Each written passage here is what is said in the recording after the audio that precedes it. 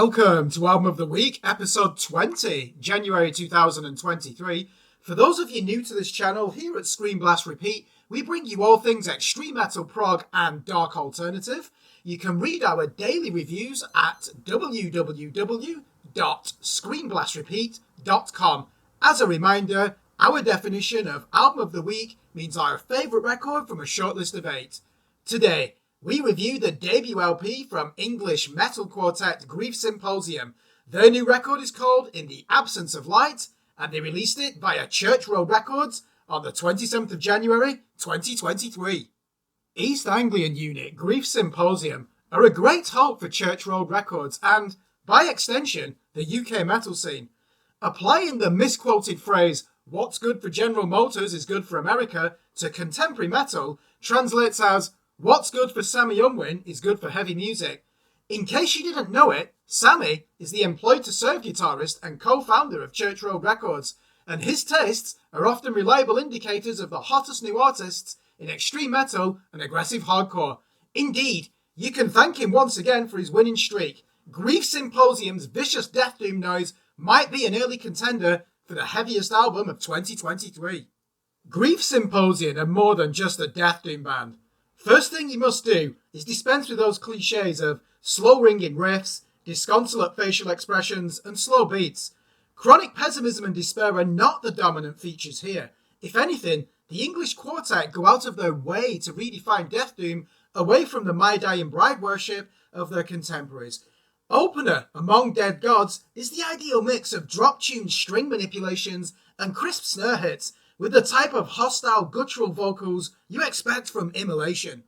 When this band erupt, they do it in the psychopathic frenzy of a thrill killer in the throes of erratic impulse control. The violent tremolo rhythms flow unimpeded like an alpine avalanche. Ugly chord choices drip with savage warning against ears that want to get too close. And yet they surprise you with a switch to clean guitar ponderings and melodramatic spoken word passages before a final climax of brutal riff slaying and aggressive drum work. Bolt Thrower fans will appreciate the follow-up, Temple of Decay, as much as the admirers of modern death metal darlings Frozen Soul. At 3 minutes and 57 seconds, it's a reminder that Grief Symposium enjoy their faster tempos as much as their mournful ones. The down-picking rhythms are heavier than the soul of an apostate. There's nothing sludgy about these riffs. You could argue that the guitar tone has more in common with Decapitated and Gojira. Each scale fill and fret progression squirms through the amps like blood seeping through the walls. In the Shadow of the Sleeping Monarch appears to use a pitch shifter pedal to get the lowest frequencies from the guitar action.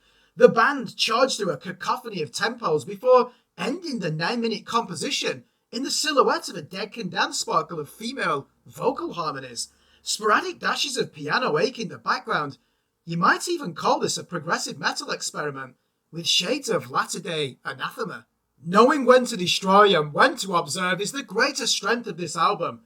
Veil of Transformation is the violent death metal bruiser with no concern for your health. Descent into Pandemonium is the stargazing darkwave song with clean minor chord guitar progressions and atmospheric dream sequences. The only thing missing is a haunting saxophone improvisation before they step on the distortion and annihilate everything in their radius with the heaviest crunch of guitars your mind cannot fathom until you've felt them burrow into your chest from your headphones. It's cold, horrible, and unforgiving.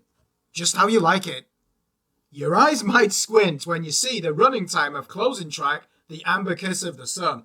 18 minutes seems like an indulgent way to end an album for a death doom band who pride themselves on writing filthy extreme metal noise for less than 1% of the planet's population.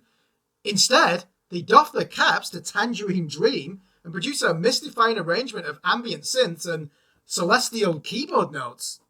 It's a remarkable clone if that's not Aaron Stainthorpe of My Dying Bride providing the narrator voice over the narcoleptic soundscapes. No drums or percussion appear here. This is a search for the inner recesses of your mind in the architecture of hazy electronic oscillations. You might want to end the LP at track 6 and leave track 7 for another time, but it's worth your perseverance and participation if you surrender to its hallucinogenic charms. England has a new name on the scene, and they'll be in many people's thoughts at the end of the year. Grief Symposium's debut album shows us that Death Doom is far from a one-dimensional concern for unambitious artists and pessimists. So, with such praise going their way, we award this album an 8 out of 10. If you like this album, we recommend you check out the following records: Bolt Thrower's 2005 classic, Those Once Loyal, Triptychon's celebrated 2010 album, Iparastera Daimones, and Frozen Soul's Crypt of Ice LP from 2021.